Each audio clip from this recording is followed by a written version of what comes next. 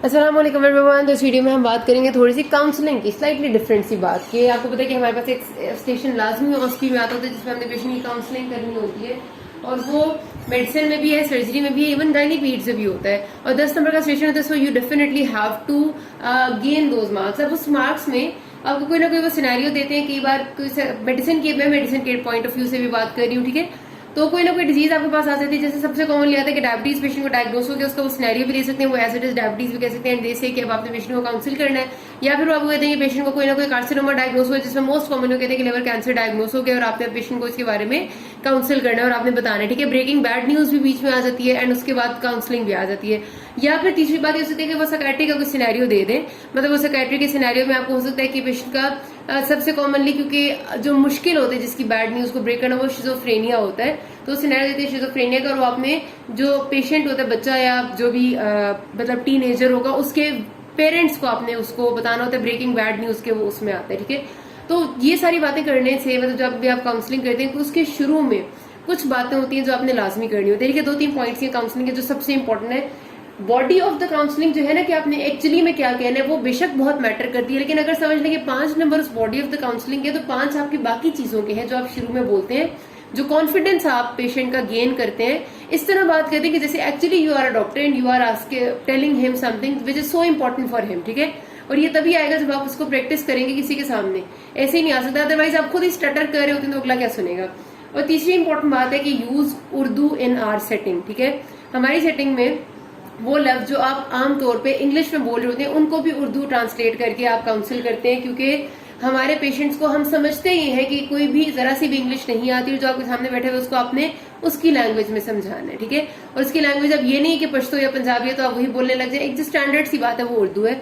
तो कोशिश करें कि आप अपने वर्ड्स को, आपको उर्दू आती हो, मतलब इवन जैसे मैं बोल रही हूँ कि नॉर्मली ऐसा करना है, तो नॉर्मली भी नहीं करना, आमतौर पे ऐसा किया जाएगा, ठीक है, ऐसे बोलना है। अच्छा, तो सबसे पहले फर्स्ट ऑफ ऑल व्हेनेवर जो आपके पास सिनेरियो आ गया, क्योंकि अभी मैं मेडिसिन की काउंसलिंग को लेकर चल रही हूँ, तो मेडिसिन में साइकियाट्री का एक स्टेशन होता है जिसमें आ जाती है, और यही वाली होती है जो मोस्ट कॉमन है, मैंने 3 आपको बताया सिनेरियो। इसके बाद जो तीसरा होता है वो शिजोफ्रेनिया का होता है, या फिर साइकियाट्रिक डिसऑर्डर्स में कोई भी आ जाएगा।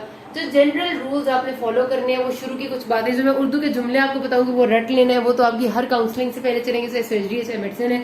सबसे पहले तो अस्सलाम वालेकुम, ज़ाहिर सलाम आपने कर लिया, फिर अपना इंट्रोडक्शन करेंगे। मेरा नाम डॉक्टर युसरा है, मुझे आपकी बीमारी से मुताल्लिक आपसे कुछ जरूरी बात करनी है, ठीक है। कुछ लोग होते हैं जो दूसरे से भी उनका नाम पूछते हैं, लेकिन वो पूछ के इतना सारा टाइम जाया करने की कोई खास जरूरत नहीं होती। पूछना है तो पूछना, नहीं भी पूछेंगे तो कोई फर्क नहीं पड़ेगा, ठीक है। अच्छा, बीमारी से मुताल्लिक कुछ बात करनी, यहाँ तक बात होगी। उसके बाद आप कहेंगे अगली बात जो होगी कि हमारे दरमियान जो भी गुफ्तगू होगी उसको राज में रखा जाएगा और किसी दूसरे को आपकी इजाजत के बगैर बताया नहीं जाएगा। This is very important sentence जो बहुत सारे स्टूडेंट्स मिस कर जाते हैं, और ये आपका कोई भी ब्रेकिंग बैड न्यूज का है, किसी भी काउंसलिंग का है, किसी भी डिजीज से रिलेटेड काउंसलिंग के लिए बहुत जरूरी होता है कि पेशेंट को, कंसर्न को आप रिलीव करते हैं कि ये हमारी जो बातचीत है ये हमारे ही दरमियान रहेगी, ठीक है। फिर उसके बाद क्या है कि ये तो आपने कर दिया यहाँ तक कि आपकी गुफ्तगू को इधर रखा जाएगा। फिर आपने कहना है उम्मीद है आप मेरी बात को गौर से सुनेंगे और मेरी जो हिदायत है उन पर अमल करेंगे, ठीक है। फिर आपने पेशेंट को भी कहना है कि उसको ताकि पता हो कि आपने गौर से सुनना है।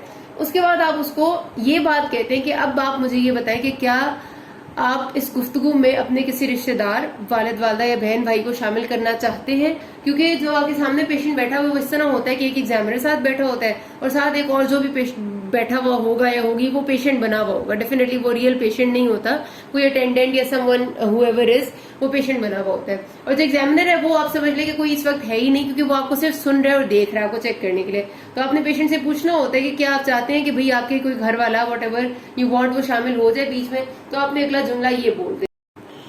ओके जी, तो जब आपने ये कह दिया ना कि आप मेरी हिदायत पर अमल करेंगे, अब यहाँ से आगे सिनेरियो दो चीजों में थोड़ा सा डिफरेंट हो जाता है। जब आपकी ब्रेकिंग बैड न्यूज आती है तो आपने कुछ और 2-3 लफ्ज कहने होते हैं, और जब आपने जैसे डायबिटीज के पेशेंट को काउंसिल करना है तो उसमें आपने थोड़ी सी डिफरेंट बात करनी होती है, ठीक है। अब सपोज कि आपने ब्रेकिंग बैड न्यूज वाली बात है, मतलब आपने लिवर कैंसर है पेशेंट को, वो भी बताना है और साथ आपने उसको आगे थोड़ा सा उसके बारे में डिटेल भी देने की उसकी ट्रीटमेंट क्या चलेगी और आपने क्या करना है। तो उसमें फिर आप क्या करते हैं कि आप पहले पेशेंट से कहते हैं कि आप अपनी बीमारी के बारे में कितना जानते हैं। वो कहेगा कि डॉक्टर साहब मुझे तो सिर्फ वजन बहुत कम हो रहा था, मेरा रंग बहुत पीला पड़ गया था, तो मैं इसलिए चेक कराने आया था, मुझे कुछ नहीं पता इसके अलावा। तो फिर वो कहते हैं कि अच्छा ठीक है, मैं समझ गया, आप इन मसलों के साथ हमारे पास आए थे और हमने आपको कुछ टेस्ट कराए थे। वो टेस्ट के नतीजे जब हमारे पास आ गए, तो आप ये बताइए कि आप अपनी बीमारी के बारे में कितना जानना चाहते हैं, क्या मैं आपको मुकम्मल तौर पर बता दूं जो कुछ आपका चल रहा है सिलसिला। तो वो कहेगा हाँ जी डॉक्टर साहब मुझे सब कुछ बताएं, ठीक है। नॉर्मली यही सारे कहते हैं। अच्छा, उसके बाद फिर आपने कहना है कि आपके जो टेस्ट कराए गए थे उनके नतीजा जब आए हमारे पास, तो हमें ये पता चला है कि आपका जो जिगर है उसमें कैंसर बन चुका है, या सरतान जिसको कहते हैं। ये आपने साथ जरूर बोलना है, ठीक है। नॉर्मली आपको पता है, हर बंदे को कैंसर का मतलब पता ही होता है, लेकिन टू मेक श्योर कि आपको कैंसर की उर्दू सरतान आती है आपने बताना होता है, ठीक है। तो आपको कैंसर हो गया और अब आपको यार, अब ये जब आपने यहाँ तक बता दिया ना, जितना ये मतलब एक अवॉइड, जितनी मैं आपको समझाने के टाइम पे, मतलब अभी इस वक्त मैं आवाज है ना मेरी, मतलब नॉर्मल टोन है, जरा सी आपने इससे एम्पैथेटिक टोन में उस टाइम खुद को ले आना होता है, क्योंकि डेफिनेटली आपने एक पेशेंट को कैंसर का डायग्नोसिस बताना है, and then you have to tell कि आपने आगे कैसे लेके चलना है इसको। तो इस वजह से आपने ये नहीं है कि बिल्कुल ही ऐसे कह देने के बस आपको कैंसर हो गया और अब आपने ये कर लेना है, इसका कोई फायदा नहीं है। आपने बड़े एम्पैथाइज करके, सिंपैथाइज भी ना करें, एम्पैथाइज करके, जो आपको पता है साइकियाट्री वाले कहते हैं कि आपकी रिपोर्ट्स हमारे पास आई हैं और मुझे बड़े अफसोस से कहना पड़ रहा है कि आपकी रिपोर्ट्स ये बताती हैं कि आपके जिगर में कैंसर यानी सरतान बन चुका है। तो अब आपके लिए ये कोई इतनी परेशानी की बात नहीं, मैं समझ सकता हूँ कि आपको इससे सदमा पहुंचा होगा, लेकिन हमारे पास इस चीज का इलाज अब मौजूद है, ठीक है। आपका जो टेस्ट हमने किया उससे ये पता चला है कि आपका कैंसर अभी ज्यादा फैला नहीं है और जिगर तक ही महदूद है।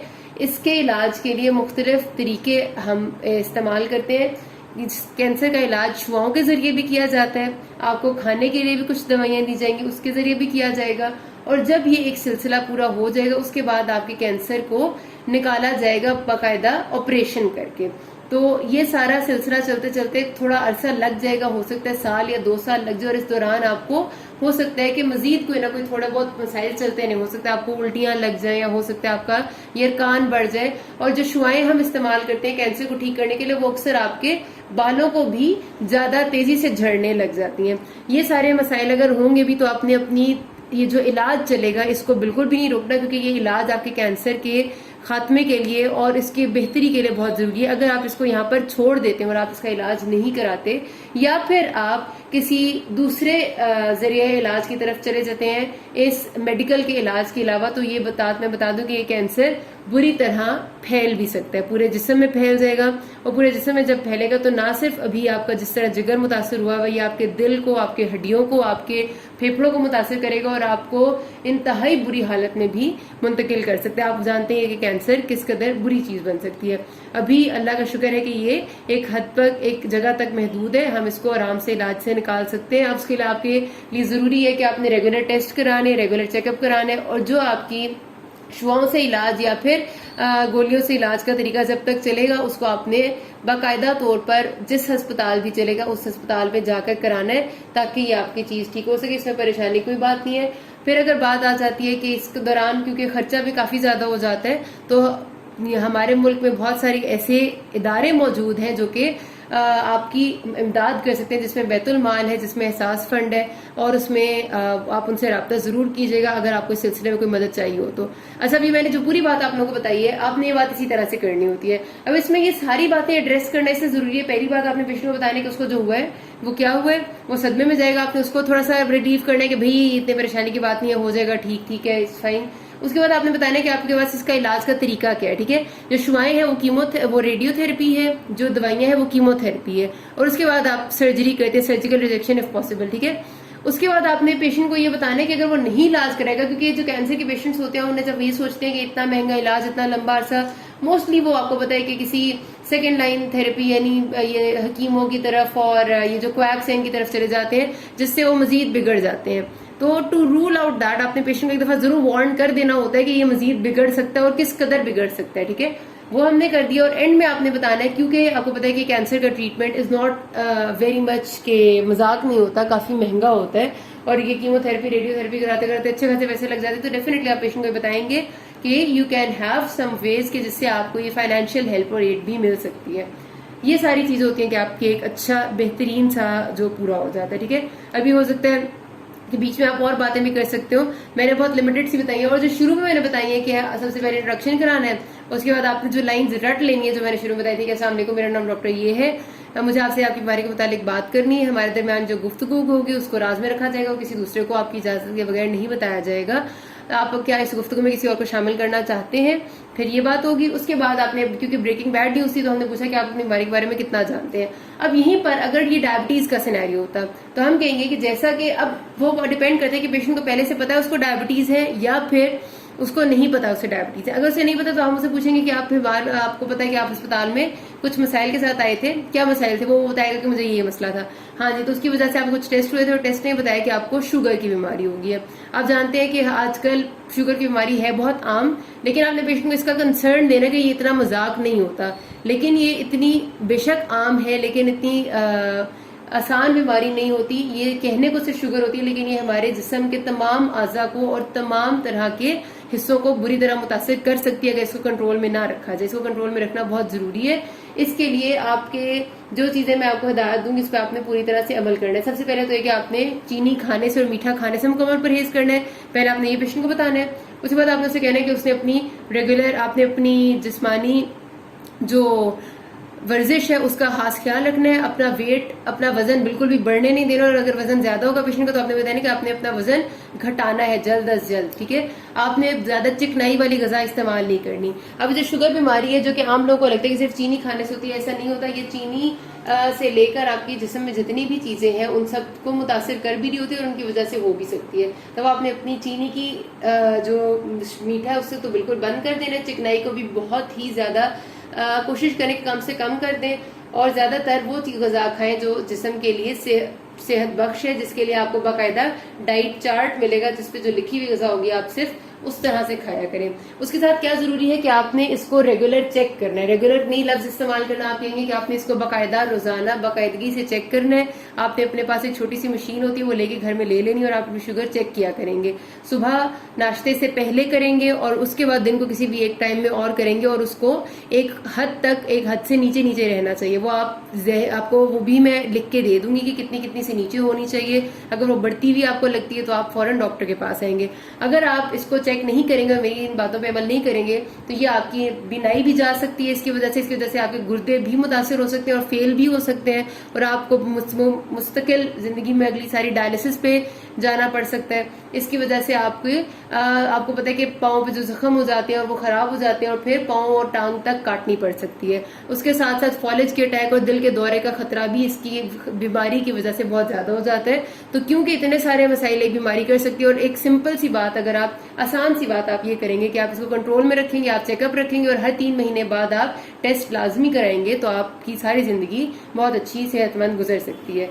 तो उम्मीद है आपको मेरी बात समझ में आई होगी, और अगर आप कोई भी बात मजीद पूछना चाहते हैं तो आप पूछ सकते हैं। ठीक है, एंड में ये जरूर कहना होता है ताकि पेशेंट के जो भी कंसर्न है आप उनको एड्रेस कर दें, और उसे फिर ये शो कराना था कि आपको मेरी बात समझ में आई है, तो आपके ताउन का शुक्रिया खुदा हाफिज करके बस कर देना होता है। तो ये कुछ जनरल सी बातें थी काउंसलिंग से रिलेटेड, यही वाली ज्यादातर आती है। और अगर आपने कोई स्किज़ोफ्रेनिया बताना है किसी के फादर का, तो आप ये बताइए कि आपके बेटे को बड़ा अफसोस हुआ, ये डायग्नोस हो गया। इससे सिर्फ जो आपने एक्स्ट्रा बात एक बतानी ना वो ये कि क्योंकि ये जो पेरेंट्स होते हैं उनके लिए बहुत बड़ा ट्रॉमा होता है कि उसके अगर किसी बच्चे को शिज़ोफ्रेनिया हो जाए, तो यू हैव टू से कि मुझे आपके परेशानी का अंदाजा है। ठीक है, अब ये भी नहीं कह रहा कि मैं आपके दुख को समझ सकता हूँ, कहेगा आप कैसे समझ सकते हैं, आपको थोड़ी पता है। तो इस वजह से ऐसा लफ्ज इस्तेमाल किया करें जो कि थोड़ा अप्रोप्रिएट हो। तो यू विल से कि मुझे आपकी परेशानी का अंदाजा है, लेकिन अगर आप ख्याल रखेंगे तो ये बीमारी भी एक नॉर्मल जिंदगी, ऐसे बीमारी वाले लोग बहुत हद तक नॉर्मल जिंदगी के करीब करीब गुजार सकते हैं। ठीक है, इस तरह आपने जरा सा रिएश्योरेंस देते। फॉल्स रिएश्योरेंस भी अच्छी नहीं होती। अब बिल्कुल नॉर्मल तो नहीं हो सकते ऐसे पेशेंट्स, लेकिन आपने कहना है कि अगर आप चीजों का ध्यान रखेंगे तो चीजें जिंदगी बेहतर अंदाज में गुजारी जा सकती है। बस इतना बता देना इसमें एक्स्ट्रा। तो यहाँ पर बात खत्म करते हैं। किसी कोई मसला है कि नासमिन, थैंक यू।